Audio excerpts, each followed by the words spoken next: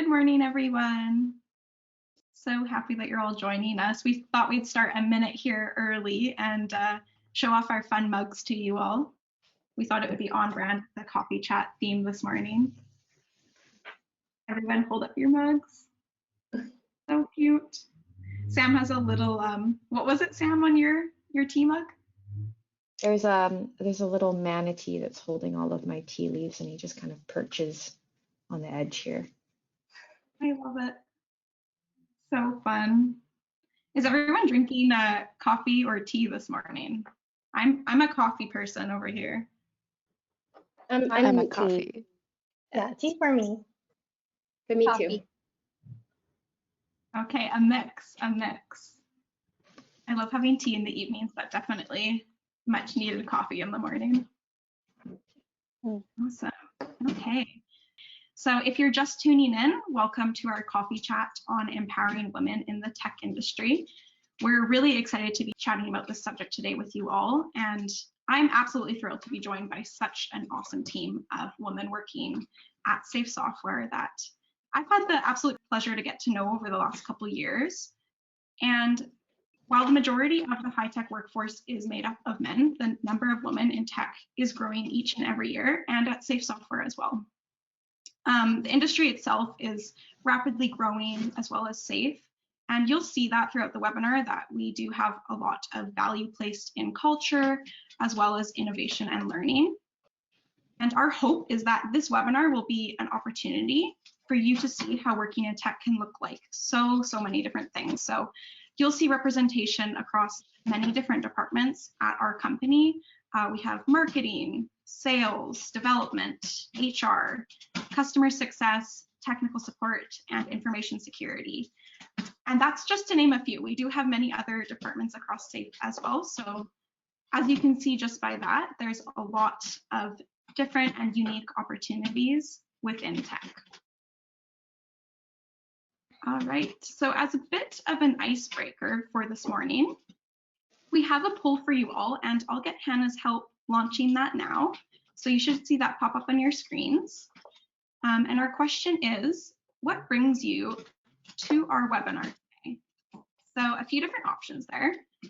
You could be a university student or recent grad exploring career options, studying towards a career in tech, working in tech, or maybe none of these apply to you. Let us know, chat it out in the question panel, and we'll give everyone a few moments there.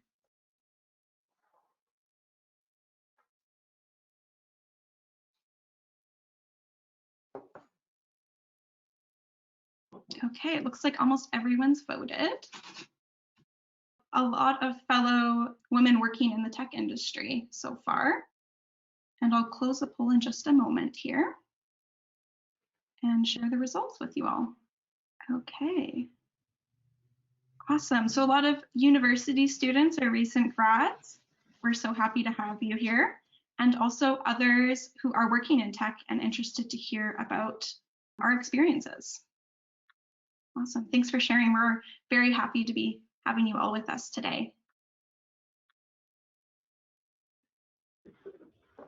All right, and without further ado, let's go ahead and introduce ourselves. So I have a bit of a three-part question for the team this morning.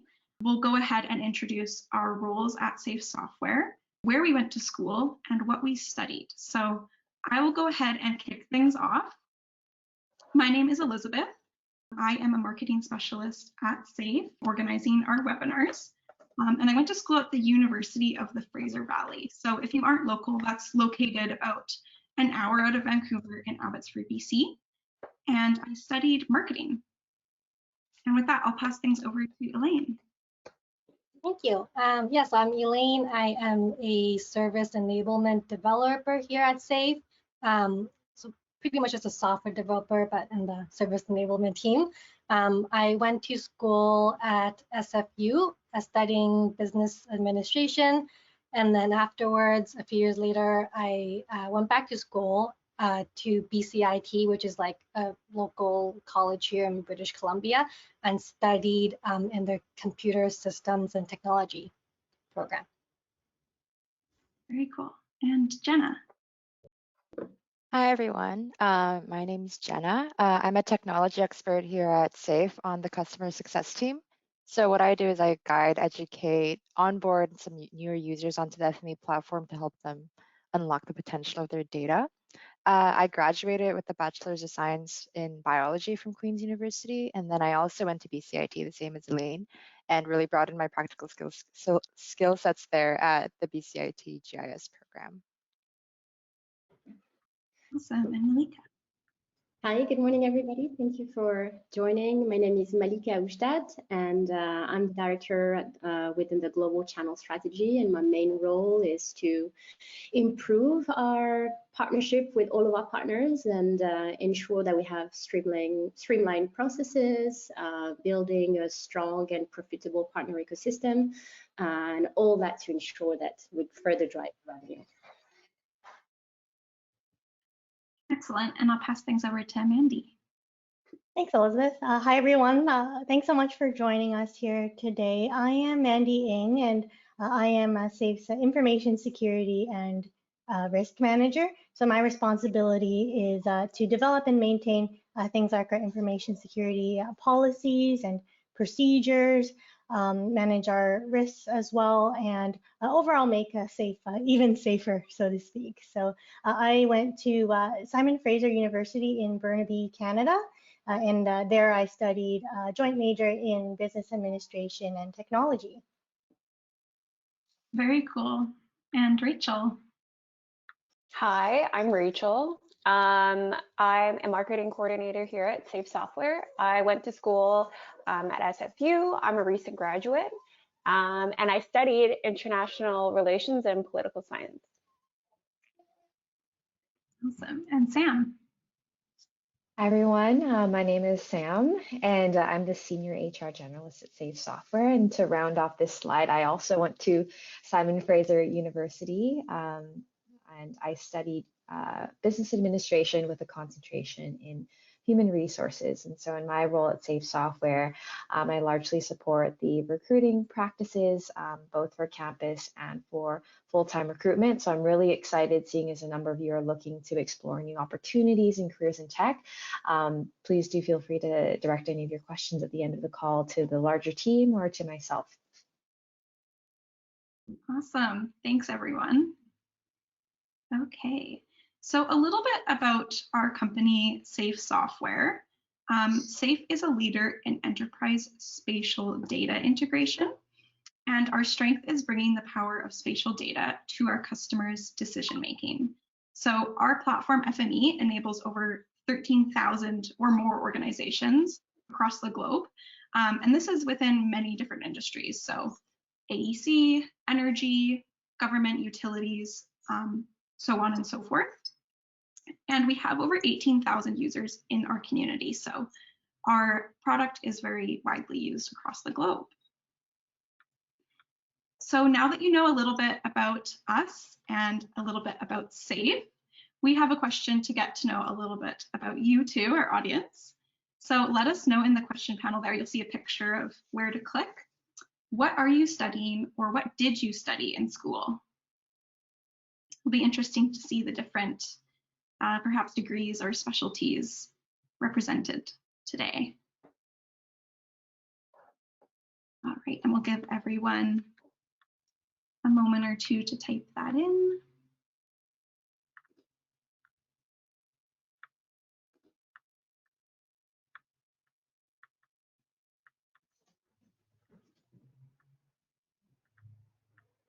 Okay, biology, English, organic agriculture, that's very interesting. Okay, Miranda had a lot of different specialties and found herself in GIS for her biology career, very cool. GIS, engineering and finance, awesome, geography. Okay, a lot of women representing the GIS industry, that's very cool. Engineering, math, computer information. Awesome. Thanks so much, everyone, for sharing with us. Really interesting to see the different specialties we have represented this morning. All right, and without further ado, let's go ahead and dive into our first question for our panelists. So it's a bit of a two-parter, so feel free to just take one at a time here. Our question is, when and how did your interest in the field of tech begin, and what made you want to apply at SAFE? And I'll hand things over to Jenna. Yeah, I'm happy to kick things off. It's so cool seeing how many people are coming from a GIS background, because I'm coming from a GIS background, so it'll be fun to chat about that. So yeah, originally I studied biology at Queen's, and I loved it. And fourth year, I had a chance to kind of do a thesis as well. So I was all about research, and I had all the plans of going to grad school and doing a master's as well. And then, so I'm kind of a recent grad in 2020, and we all know what happened in 2020. The pandemic happened. So some of my plans changed. And during the whole research process, I had peers around me who were researching other things in other ways. And I had a peer who was using GIS software to kind of manage freshwater fish populations. And I was really interested in that practical tool set and kind of wanted to bring that into my skill set as well. And then doing research and programs in Canada, I found BCIT's GIS program. It's pretty well known within the industry. So I enrolled in that, and it's a 9-month program. So that kind of transitions perfectly into the second question, since while I was a student there, SAFE is really good at hiring from local universities here. And I was able to be a co-op slash intern during my final, I guess, semester at BCIT. And that kind of led me into my job now where I'm a permanent employee here. But the whole process of working at SAFE kind of made me want to stay as well, because the people here were amazing, and the work I did for my internship wasn't just little works, but it was kind of a bigger part of where SAFE is going as well. So that was really cool as well. Yeah. That's awesome. Yeah, I think, correct me if I'm wrong, Sam, but I believe 1 in 4 of our co-op students get hired full-time. So it's cool to hear about people's experience with the starting off in the intern program.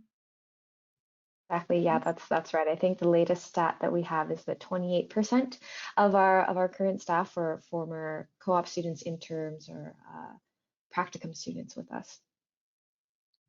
Very cool. And Elaine, do you want to answer this question next? Yeah, thank you. So like Jenna, I guess how I landed here was kind of like an indirect path. So in my time at SFU, I was in the co-op or the internship program, and I landed a co-op at this web development agency in Vancouver. They were kind of like a startup, and it wasn't really by interest. It was just, you know, one of my first co-ops. You just apply to like, you know, dozens of companies, and you kind of land where you land. Anyways, the term was really nice, so I joined them after I graduated, and my role was like helping them manage the vendors and contracts. And in that role, I had to speak a lot with companies, and there were a lot of like technical terms I didn't understand. So I always felt like that would be limiting, you know, what I was doing in my role, and limiting like my effectiveness and like negotiations or writing up the contracts, because we're talking about like technical projects and like web development terms. And yeah, so I decided that I would take some initiative to learn web development a little bit. So I found a part-time evening course at BCIT, the local college here, and just did like a intro to web development 101 course, and it turned out to really love it. And so I kind of took another introduction to like Java evening part-time course. And then I'm like, yes, I really love this. So I just kind of went full-time into BCIT from there. And yeah, so I guess that's how that answers the first question. And for the second, what made me want to apply at SAFE? Well, at that time when I was kind of nearing graduation, like in 2020, I was living in Surrey, and so before I was commuting to downtown, so I was such a long commute, so I was kind of starting my search for like companies, like tech companies that were close to my home, and SAFE was one of them. And this was, I guess, luckily, this was before I knew remote was an option. So Safe was definitely on top of my list, and researching like the company and seeing like all the amazing Glassdoor reviews kind of really put them on like the top of my list. That's really cool.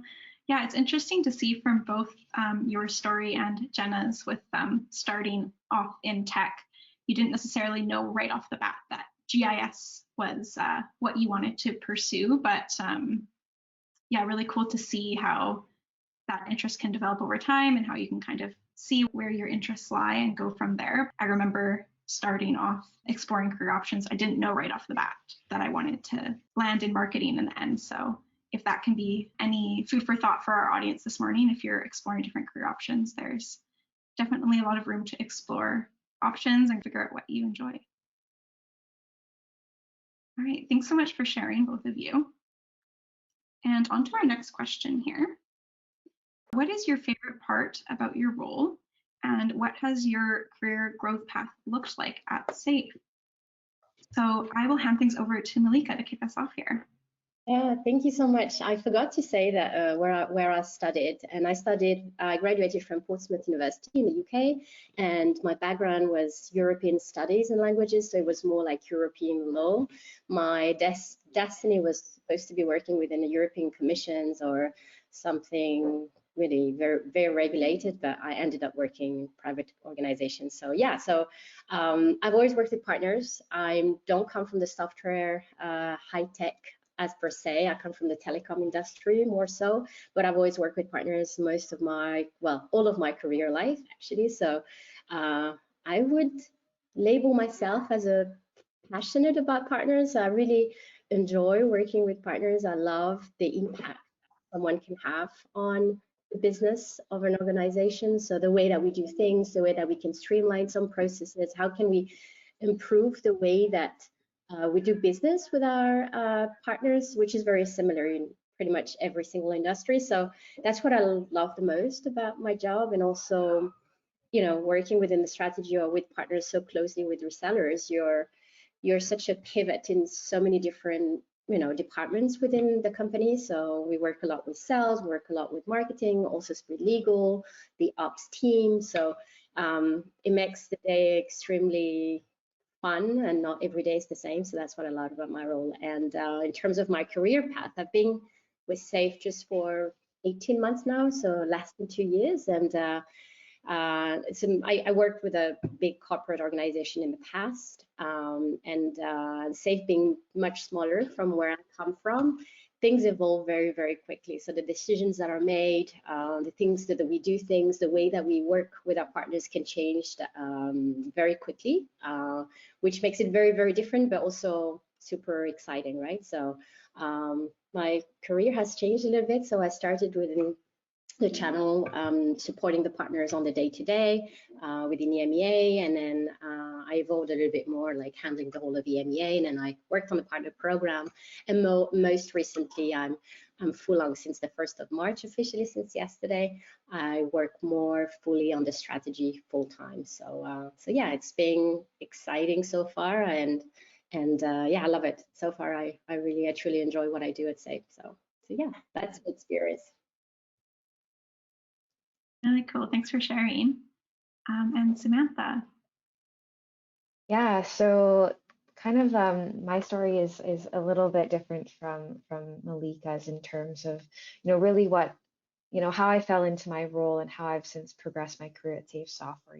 By education, I did study human resources directly and knew that upon, completing my studies, I wanted to come into a full-fledged human resources role. And so I think my role at Safe Software has afforded me the opportunity to meet with so many people. And that's the favorite part of my role. A large part of my day-to-day entails recruitment, engaging with our team internally, and that's understanding both from an external talent perspective as well as an internal talent perspective. What is it that makes people tick? What is it that they value in a company, in their role, in their own career progression, that's going to make them feel really engaged in what they do. And so throughout my career at SAFE, throughout my undergraduate career, a large part of what I really loved about what I do is just talking with people. Naturally in HR, I think that, it's beneficial if you're a bit of a people person. That way you can really dive into some meaningful conversations, whether it be one-on-one or in a group setting with a lot of your peers, and really see, what is it about an organization that stands out to them, that makes them excited to wake up every day, to come online, and to put in the hours that they do into their day-to-day work. So I think for me, having those conversations has helped me get out of my shell a little bit, to be a lot more comfortable just having a conversation, because on the other end you realize that it's just another human being who wants to do the best they can. And so that's the favorite part about my role. In terms of my growth path at Safe Software, so upon graduation, I had joined a different tech company prior to my time at Safe. But I think it was an interesting experience because I actually was affected by some layoffs with that previous company. And it was through some networking events that I found myself at Safe Software, met with the HR team, and really found that I resonated a lot with the team culture. And so from that opportunity, I joined Safe as, at the time, our HR team was called People and Culture. So I joined as a People and Culture coordinator, largely just helping to schedule and facilitate interviews, kind of that foot in the door on the recruitment side of things within HR, growing into a more of a talent acquisition specialist. So really focusing on the full end-to-end cycle of executing the recruitment process and strategy. And then now in my role as a senior HR generalist, I'm starting to work more so on building out the strategy behind Safe Software's recruitment for campus and full-time. So what is it that we want to focus on promoting about our organization? Where are all the different avenues that we want to start chatting with people and doing some outreach, as well as what are some of the external organizations that can really help boost our brand recognition and presence in the high-tech industry itself. So really helping Safe Software grow from our, as Malika shared, smaller, private, 200-person company to one that's as recognized as some of the FANG companies within the high-tech industry. That is our big, ambitious goal over the next several years. Really cool. Yeah, it's really interesting to hear both your stories about how you've progressed through the company thus far and where your roles lie today. And Jenna. Yeah, I guess I can speak on my favorite part. Since a lot of people are coming from a GIS background, I think this will be interesting to mention. So if you're not very familiar with FME, FME isn't necessarily a GIS platform. I'd say it's more of a data Swiss Army knife tool.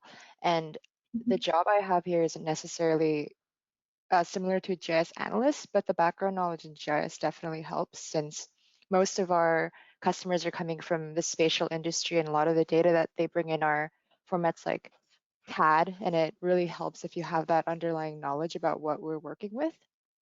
And since I'm in a support role, yeah, my favorite part really has to be that no 2 days are really the same, and that the problems that are brought in are all very different, and they require some unique problem solving skills. And that's something I really enjoy, being creative with how I'm going to approach an issue.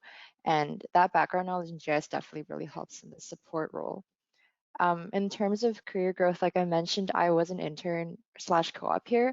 And the part I really valued was I really felt valued as a team member, as an intern as well. And the work I did as an intern was certifying FME as a product for a certain standard called OGC. And that really sets our product apart within the industry as well. And that kind of really made me interested more in the product. And then when I landed the role on support, it really helped give more context to some issues customers were facing around that sort. So yeah, that's kind of how I progressed from an intern to now a technical role, and it kind of worked out really well. Awesome. Yeah, and I saw a bit of a common theme between the three of you with working with people and customers and feeling valued as a bit of a partial of your favorite parts about your roles. So that's really interesting to see. I know for myself, I always say it's the people we work with. That's my favorite part about my role. Excellent. All right, so our next question, what are some ways the high-tech industry and companies can encourage greater representation in the industry? And have you ever struggled with being a female working in a male-dominated industry? And what has your experience been with that? So I'll pass things over for Mandy to start. Yeah, thanks, Elizabeth. So it's a very good question. And I think I'll start with the second part of the question. And that is, unfortunately, yes. So when I first entered the field of cybersecurity around 5 or 6 years ago, it was very much a different world, right? So it would even be somewhat accurate to call it a boys' club where, the jokes aren't always funny. And I found it personally very tough to find my place in that kind of culture at a time where you're made to feel different, and you can't help but feel different because of the way you are, the way you look, or even the way you speak. So and these are all things that you can't necessarily control. So it was very challenging, even frustrating at times, but that has changed a lot now. It's the field has become a lot more inclusive, and I'm so just glad to see so many women who are beginning to enter cybersecurity and the tech industry, the larger tech industry as well. And there is a lot of room for improvement, yes. So I think when it comes to how the industry and companies can encourage this greater representation, I think it really starts with the individual, and it starts with ourselves. And every one of us in our own circle. We need to advocate and support the women and the girls who are closest to us. And we need to be really vigilant about our own unconscious biases and about ensuring that those women and underrepresented people around us have a voice. And we should also have the courage to speak up when we feel like someone is being mistreated. Yeah, absolutely. Thank you for sharing. And I'll pass things over to Elaine. Yeah, thank you. What Mandy said about like unconscious biasness really kind of like resonates with me too. And I guess I kind of want to just also share like a conversation I had with my little cousin a while ago. So she's in grade 12, and I was kind of chatting with her about her process of like applying to universities and what kind of programs that she was interested in. And she said, oh, she really wants to get into psychology. And so I said, that's really exciting. Just curious, have you ever thought about tech? And she said, no. And I asked, oh, well, why not? And she thought about it for a little bit, and her answer was, I don't know. And so I think a lot of girls and women can't picture themselves working in tech. And I think it's almost like, subconscious, like they don't quite exactly know why. And I think companies can really, I guess, try to change them and help females picture themselves in certain roles within the tech industry, and thinking about how they can do that. And I think really just like showcasing women who are already in tech roles will help a lot. Just like pushing out like a lot more like female faces, especially. So things like this, or any like social media posts, or like on the websites and blogs. And I already do see this a lot, like going to various career pages for the different tech companies. I do see a lot of women, so I think that is really amazing. And also like for companies to, I guess, encourage the female employees to kind of step into the light a little bit too, is really good. Just women seeing other women in roles, I think that helps a lot into helping them like picture themselves there as well. And yeah, to answer kind of the second question, I struggled a lot like when I was in school studying to become a software developer. I guess that's kind of like not quite working in the industry, but like studying in the male-dominated industry. When I Right. was BCIP, they work in like a cohort system. So you're with the same group of people, like the same group of 30 students, and you guys go to class, like go from class to class together, like for the entire year. And out of the group of 30, there were only 3 females, myself being one of them.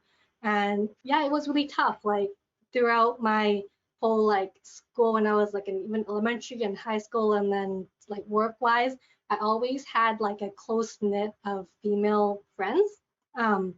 And so it was just like a huge, like I guess, kind of shock, or like I felt very much like the outsider in the class. And eventually I did make friends, but it was a struggle. Like I always had to be the first one to initiate conversations and kind of set out on conversations where I guess it's like more like stereotypical, more male interested, like sports or gaming, which I don't really do.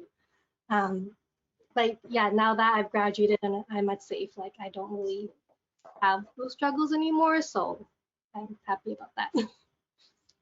So I think it gets better when you graduate, like if you are in a Right. university program that's like mostly male, and hopefully that changes too. Yeah, absolutely. Thanks so much, both of you, for sharing so far. I'm sure that some other women in the audience can sympathize and relate to your experiences. So thanks so much for sharing. And I'll pass things over to Sam. Oh, I think we might have lost Sam's video there and audio. Oh, it looks like you're back, Sam. We'll just give her a moment here. Apologies, I think my internet just froze for a second there. Oh, no worries. Okay.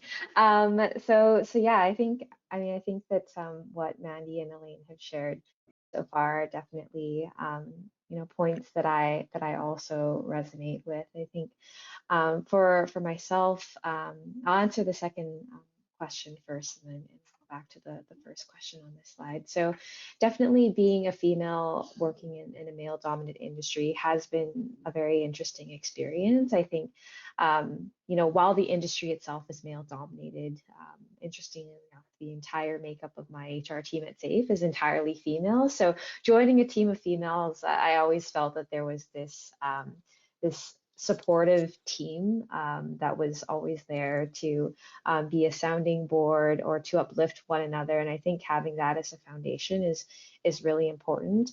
Well, all that to say, like in any of my previous co-op roles or previous positions prior to joining SAFE, and even currently at SAFE, I feel that as a professional, as you gain more self-confidence and self-assurance in who you are and what your values are, what skills that you bring to the table, you ultimately start to find a little bit of your voice. And in situations where you may feel like sometimes you can't get a word in, or sometimes when you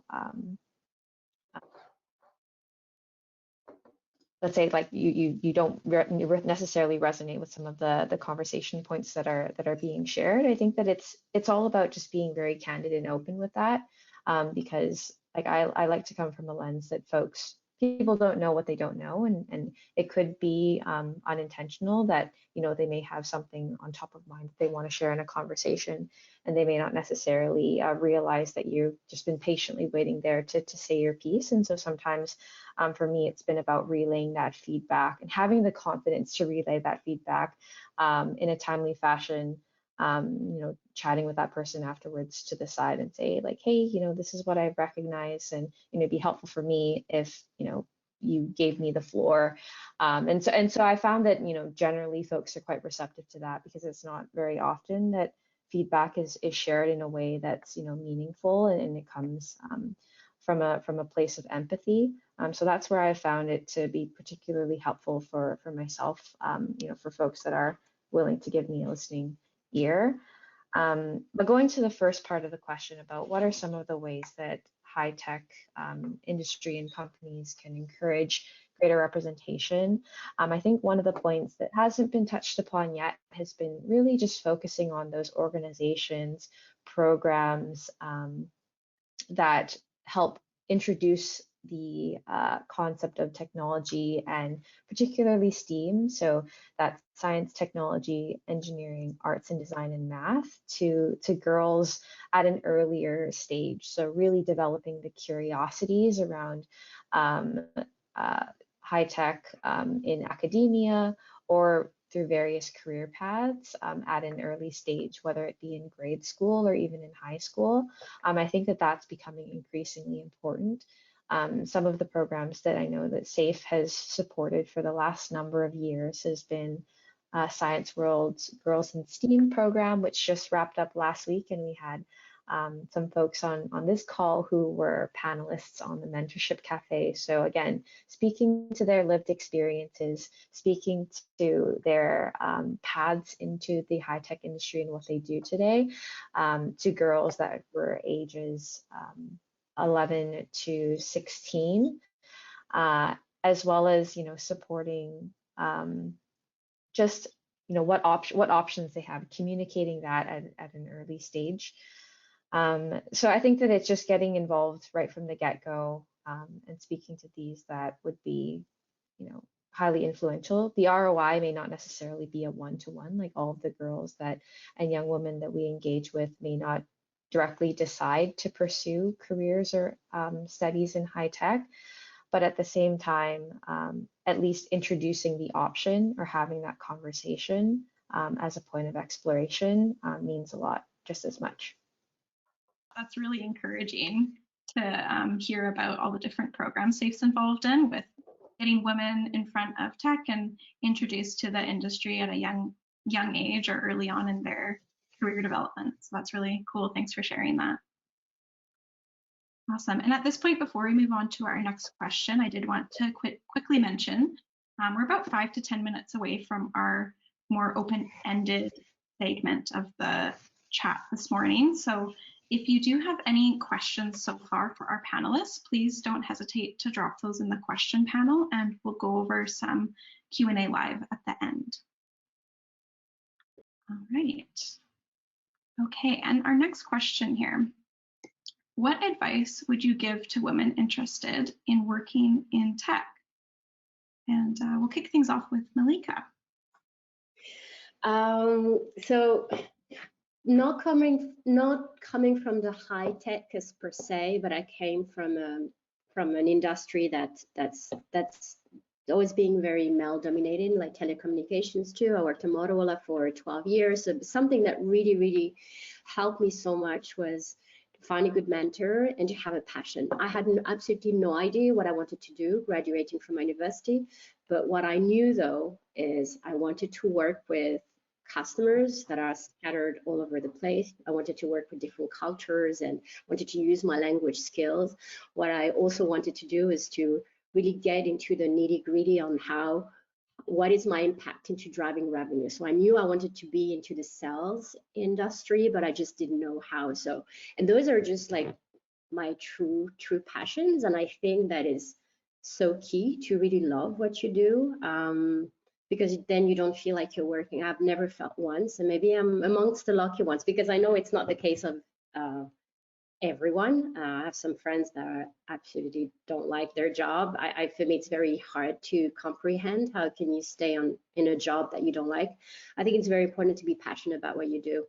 Not only you're so interested and you want to evolve, and you're going to grow, and you're going to do everything to make your job the best ever, but you'll find yourself into growing into a professional that is really the best version of yourself. So passion, and also like surround yourself with the right people. Like I've always had a mentor try to advise me on the path that I wanted to take in my professional career. So I had one when I was in Motorola, and then I had this person kind of like a friend and also a trustworthy person. So those two I think super important. Also have one at SAFE, and he gives me the right support when I do freak out. It does happen sometimes, and yeah, it's just so nice to also have a person that doesn't necessarily is going to give you a candid approach and on how someone that you can lean on, right? So, and I think it has nothing to do with your age, it has nothing to do with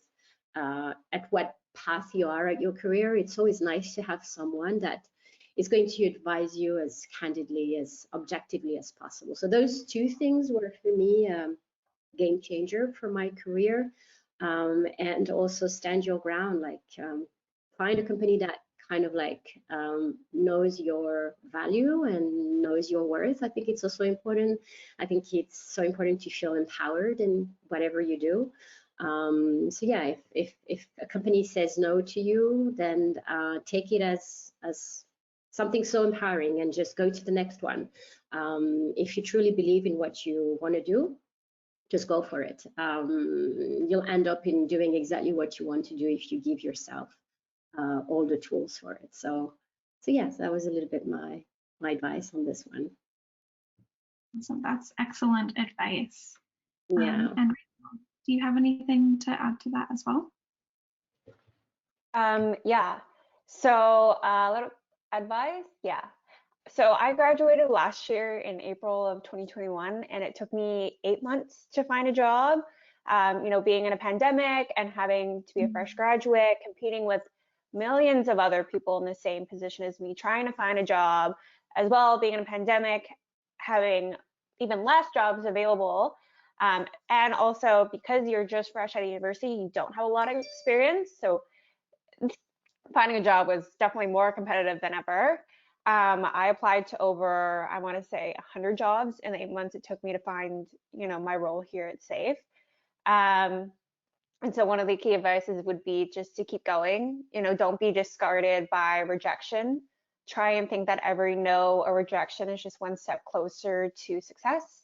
As well, it's a marathon and not a sprint. And finding your role and, you know, your job. And also, like, in the 8 months it took me to find, you know, my role here at SAFE, a lot of my friends, my colleagues I went to school with were finding, you know, jobs closer, or upon graduation, they got a job right away. So it was very disheartening for me because I was trying to find a job. I want a job, trying to apply to all these things, all these different companies. And it was just no, or maybe you're just not right for a fit or something like that. So definitely don't compare yourself to other people. You know, you're on your own path. Your time will come, and just keep going, keep persevering, and believe in yourself. Yeah. Awesome. Yeah, I can definitely sympathize with your experience with job hunting during COVID. I'm sure that would have added a whole level of complexity to the experience. So good for you. All right, and Mandy.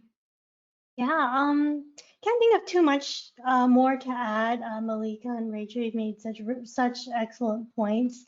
The only thing I might add is to really just go for it and stay curious. Because when the right opportunity arises, you know, the worst thing is you can do is to not take that leap of faith and, you know, apply for that job, you know, apply for that program, even if you don't feel that, you know, you're 100% qualified, or, you know, you don't feel you're good enough. I think that we're all our worst critics. And yeah, like Rachel said, you just have to believe yourself, you know, just try, you know, take the risks, and chances are you will be surprised by the outcome. I did it, and I was surprised by the outcome. So yeah, if I can do it, you know, you can do it too. That's awesome. That's really encouraging advice. Thanks, Mandy. Okay, and with that, I will pass things over to Sam. She's just going to briefly touch on our career opportunities at SAFE. And Sam, I think you might be on mute. Yes, I got that notification. Thanks, Elizabeth. So, as many of you shared earlier on in the webinar, that a handful of you are looking to explore career opportunities or just opportunities in general within the high-tech space. So, I'm very excited to share, of course, that we are hiring a lot at Safe Software. I think this is the most number of roles that we've had posted to our careers page in a long time. So, if each of you are interested in and seeing what roles we have available. I believe we have 14 roles that are currently posted to our careers page in a variety of areas, from product development to product management to sales and marketing and customer success. So, there's likely going to be an opportunity there that may resonate with skills and values and/or experiences that you already have. So please do go over to our careers page and check out our opportunities. We are actively recruiting for folks to join our team. The roles we post, we look to fill them as soon as we can and as soon as the candidate is available. And then for those of you that may still be in pursuing your degrees, whether it be undergraduate or graduate degrees, Safe Software, since our inception of our business 28 years ago, over 28 years ago now, we've been a really big supporter of the co-op program of various universities located within Canada. So as Elizabeth mentioned earlier today, approximately 1 in 4 of our current full-time staff were former co-op students or interns that have now joined us as a full-time permanent employee. With our co-op programs, we offer 4-month work term placements year-round, so we hire in January, May, and September. We've just most recently finished up our hiring sprint for all of our co-ops starting in May. So we have about a dozen students that are starting with us in May. We had a dozen students start with us in January. So starting at the beginning of the summer, so in May, we'll be posting for our fall intake. And likely we're probably going to be continuing on that track record of hiring about 10 to 12 student interns to work with us. So I encourage you to take a look with your local university's co-op program, or if our role is not posted there, we do also post it directly to our careers page to allow for students outside of the co-op program, because good experience comes from anywhere and anyone. So you're more than welcome to also explore our co-op site and apply directly to our page. Awesome, thanks, Sam. And Hannah just dropped the link in the chat there for viewing our co-op positions as well, if you're interested. Okay, so claim your FME community badge. If you aren't already a part of our community, we would encourage you to check it out. The FME community is a great place to interact and learn from others, and can also serve as a place of mentorship.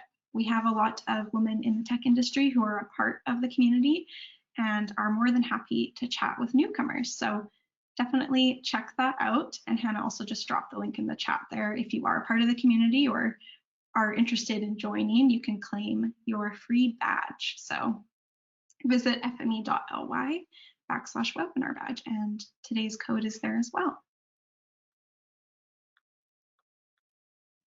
Okay, and at this point, we have about 12 minutes remaining, 11, for some live Q&A. And I did see a couple questions come in already. So if you haven't got your question in yet, now is the time. And I might go ahead and start off with this first question here this morning, which is quite an interesting one. What skills do you think are most important for someone interested in a career in tech? That's a great question. Thanks for sharing.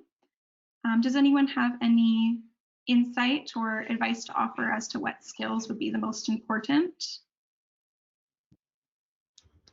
I guess I can chime in here. Go for it. So I think communication is definitely on the top of the list, especially like even as a software developer before coming into this job, I kind of had this image in my mind that as a coder, you'd kind of be by yourself in the corner doing your own thing. But it really is like far from reality, especially in tech, things are changing so fast. I think having really good communication skills, talking to people within your own team and even outside of your own teams is yeah, so it's like essential to do your job properly, regardless of like what role you're in. Yeah, that's great advice. Any other key skills that anyone wants to share before we move on to the next one? I would say also a great team player.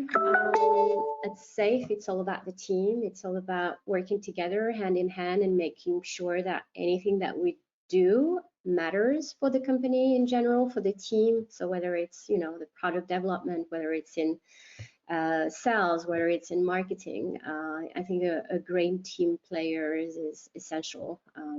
So yeah, so consider this if you are to apply to a job, high tech, or actually for that matter for any other organization. But I would say high tech also too, because there's so many internal decisions that needs to happen on the technical side. So I would say great team player is essential. Yeah, absolutely. That's great advice. Okay, our next question here. What is the, and I think this one is probably for you, Sam. What is the best way to enter tech from HR, but not as a recruiter? Do we have any advice on that question? Ooh, that's a very interesting question. I think that this is one where, you know, when it comes to the job searching process, I think that this is where networking really comes into play, and having conversations with individuals who are in HR roles in the industry, that aren't necessarily exclusively doing recruitment. So by way of kind of my personal experiences, I know when first exploring opportunities in high tech industries upon my graduation or nearing graduation, I know one of the things that I really wanted to challenge myself was to get out there and just cold email or send cold LinkedIn messages to HR professionals working in the high tech industry and asking to see if they would be willing to go for a coffee chat with me. Because while many of these companies didn't necessarily have posted HR entry level roles at the time, I thought, you know, what better way than to just get a conversation started, understand a little bit more about their day to day, so that it provides me with a better a better direction for my own career compass for where I want to head towards, if not in the recruitment space. So you'd be surprised by actually just reaching out to individuals that how willing they were to have a conversation, whether asynchronously, or how many were willing to actually go for a coffee with me if I made, you know, a half hour or so work within their schedules. So I think that was a really great way just to network. And from there, it was actually how I got, you know, different referrals to different companies just to have more conversations. You know, I think when it comes to HR roles that are posted in entry level, a vast majority of them will start in the recruitment space, just quite frankly by nature of the role and how much assistance some teams need on the recruitment cycle side of things. But I would say probably the best bet would just be to have a conversation to understand, you know, what areas in HR it is that you want to explore. Some areas it may be a little bit more challenging to step into right off the bat without any experience, quite frankly, if I'm being honest. So just network and see what might be some different avenues. I think I've seen some folks go into some more junior kind of HR analyst roles, or some folks going into like benefits coordination or learning and development coordination, if that's something that may be of interest to yourself to explore other areas besides recruitment. Really cool. Thanks so much for sharing. This is just a note of an encouraging note from Dave, who works a part of the GIS faculty at the Center of Geographic Sciences. And he mentions that he's looked into some of the numbers over the past decade or so, and their GIS related grad programs. Within those programs, they have about 49% graduates being female. So that's really encouraging to hear. And that's great to see that those numbers are increasing each and every year. So thanks for sharing that, Dave. Okay. Yeah, I could also comment on that too. Oh, sorry. Just Yeah, really no, quick. go for it. Yeah, during the BCIT program, I also noticed the ratio between male and female were pretty equal as well. So maybe that's also a thing of coming up in the GIS industry, more females. That's good to hear. Yeah, that's really awesome to hear. Okay, so our next question here this morning, how quickly did you know you wanted to work in tech? Maybe we can take turns answering that one. For myself, I didn't necessarily enter the marketing degree thinking I'd end up in the tech industry. It kind of just fell into place that way, and the opportunity came about as I was doing event coordination with another company. So I would say very quickly, I guess, after graduation, I found that opportunity. So I didn't necessarily enter university with that in mind, but it definitely fell into place very quickly after that.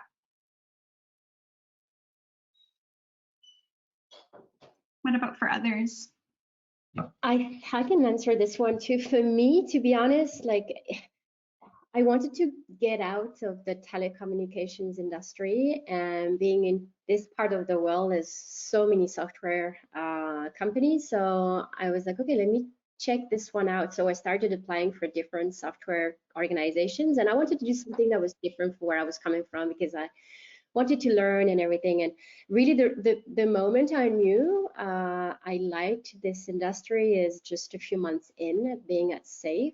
And I think it's really the team and the people that you work with. I think it makes a difference. Not so much the job, but working with nice people, working with people that are willing to teach you things, and feeling like you're part of this big happy family. That's how I call it. But working with people that are so passionate about their job and that are just incredibly smart makes you want to stay in that industry, right? So yeah, that's how I realized that I really like this industry, and I want to be stuck for a while with software. Very cool. Thanks for sharing. Okay, and it looks like we have time for our last question here. And that is, what times of the year do you hire co-op students?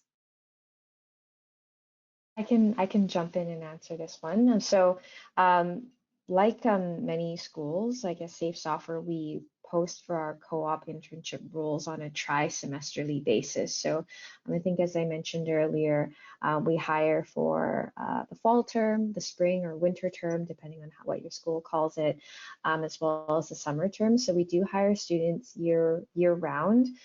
Typically, I would say that our summer and fall intakes are a bit larger than our spring one, but this year is a bit of an anomaly. As I mentioned, we had 12 students join us in the spring, and we're having another 12 join us in the summer. So we're definitely tracking upwards with how many students that we're hiring. So during those months, we are an organization where we like to have all of our ducks in a row right at the beginning of the term. And so you'll find that when it comes to posting roles, we post right at the start of that month with the goal to hire all of our students within the first 4 to 6 weeks of the semester beginning. So, if you are interested in pursuing a co-op work term with Safe Software, do keep your eye out on our co-op careers page or with your post-secondary institution at the start of the term, because that's when we are actively looking at resumes. Awesome. Thanks for sharing, Sam. And with that, I will say a big thank you to all of our panelists for joining me this morning. I had a lot of fun chatting with all of you. And to our audience, if you do have any more questions about our career opportunities, you'll see the email there, careers@safe.com. And you can also connect with us at the community. And please share your feedback with us on the webinar through our webinar survey that will launch at the end. It's just 5 multiple choice questions, and any feedback will help us continually improve our program. So with that, I will say goodbye and thanks so much, everyone. Have a great rest of your days. Thanks, Bye for everyone. now. Bye. Thank you.